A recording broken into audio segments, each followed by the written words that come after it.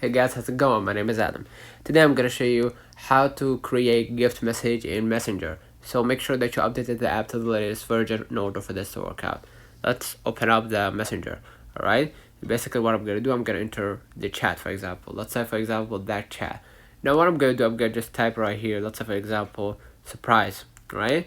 And afterwards what I'm gonna do, I'm gonna just go ahead and click the arrow right here to see the many tools that I got.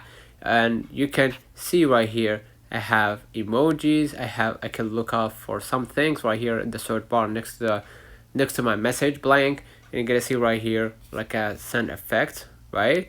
And you can see right here the multiple tools that you can use actually.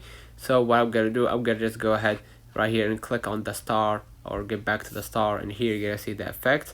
I'm gonna just go ahead and wrap it up with this gift, and as you can see, once they open up this gift, they get to see the surprise the surprise sentence. Let me know in the comments if this video helped you. Don't forget to like and subscribe. Thank you for